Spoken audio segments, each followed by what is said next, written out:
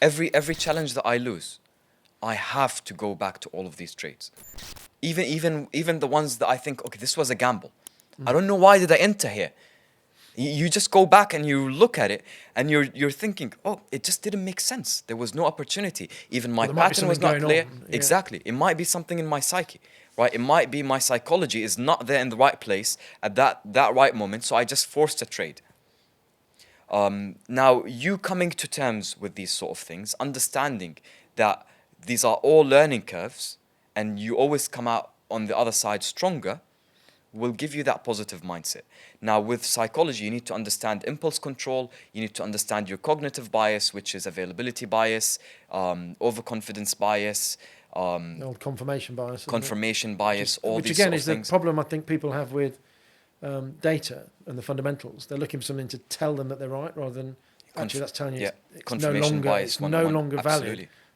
We need to look at something else. Or for example, you And do that is, I thought you were bullish. Yeah, I was, yeah, but that's changed. yeah, you do your analysis. Yeah, and the analysis has changed. Exactly. And we've got to react. Otherwise, Why? we're just going to walk into a loss for no reason. Have you ever found yourself doing your analysis, going on TradingView, and then going to the ideas and checking every single idea if it aligns with yours? If you're doing that, that's confirmation bias. Exactly. That is confusing yourself. That is confusing your whole trading system. Do not do anything. Just follow your bias, follow your gut. At the end of the day, you're trading for yourself. If you're following some You've got to own it, guru, haven't you? if you're following some guru and that guru is giving you some trades, yeah, what if that guru died? God forbid, you know, obviously I'm not like... Or he goes rogue. Yeah, like he got a stroke all of a sudden, Yeah. lost everything. Like, what are you gonna do?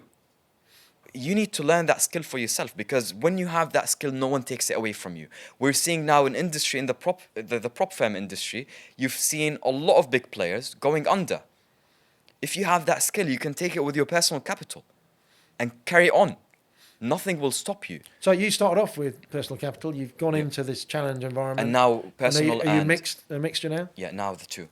Just doing personal capital, doing prop firm, the prop firm capital. My goal is to get to a point where I can have, you know, sufficient data for a really long time. So my goal this year is not to go for like the 7 million funded, whatever, all that stuff. Yeah. I want to get to a point where I can, even if I make 1%, 2% every single month, I'm fine with that, as long as I have an equity curve that goes up and I can build that up in one account for many years. That will be my accomplishment. Because every time I get to a point where I'm hyped up, I'm up 10%, 15%, only to blow it up. Imagine you're up like 15, 20 grand on your account, and then that greed. You need to control your fear and greed. That's another psychology stuff. Massively. We're all, human nature is to be greedy. Human nature is to be fearful. Your mind basically has that thing of, you know, survival instinct. Fight or flight idea. Yeah. I want to basically protect this person. And then you go into that survival instinct and you're fearful of any trade. You have loss aversion. After a streak of some losses, you don't want to accept a loss. And then you keep just letting your losses run. You cut your wins short. And you have to understand to find a balance in between these sort of things. Availability bias, another thing. Now you've got people talking about the markets on TV. You've got websites. You've got the Telegram signal channels. You've got so many... You've got access to information all over the world. Literally, information now travels faster than money in the world that we live in. Obviously, with crypto, it's crazy. I know. Yeah. I'll talk about something, and then I'm not saying that they're following me, but you'll see that things have suddenly appear again 2 hours later, repackaged. And you're like, it's a bit weird that came out in that way. And it literally, there's algos picking it up, aren't there? There's the chatbots are just regurgitating it. It's absolutely. It's just a mental world. Was that? Did you do that before me? I thought I'd seen that over there from someone, you know, in the industry. Where have you got that from? So, you know. I'll tell you something about availability bias. Now, if you see someone who's well off, doing so much better than you financially in this world, they're showing you their Lamborghinis and their Bugattis and all of that stuff. You're instantly gonna think that this person is better than me, right? As a trader who's not making wealth, trading is not serving him well at the moment. When you look at these gurus, you're gonna think that he's better than me. Instantly, his signals are probably better. So you go sign up with his group. Now you're giving him your money, first of all. That's like one wrong thing. Second, you might have your own trading analysis, and then anytime your analysis does not align with his, you're gonna take his approach over yours. Because that guy has the Lamborghini, has the mansion, has the private jet, is traveling every single day, is living the life that you really want to reach to.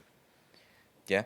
Now, that's selling that sort of dream really, I think is the setback for most traders out there. Yeah. Because traders They are not traded the dream depending on rather than themselves yeah. and depending on someone else. And then when they take a loss from that person's trade, that person potentially can handle it.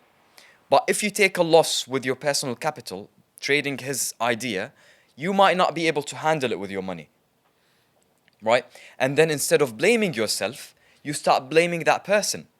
Now, every mistake that I make, I blame myself.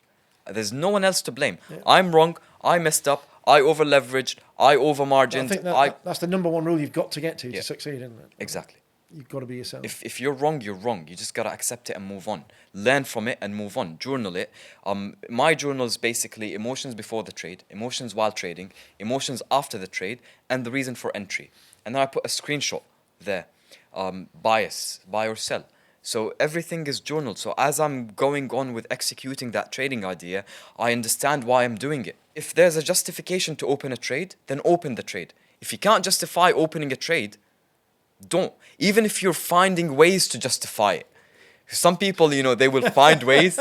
Oh, but yeah, I can see a bullish engulfing candle. So what? You can see a bearish engulfing candle rightly after. Everywhere, yeah. Yeah.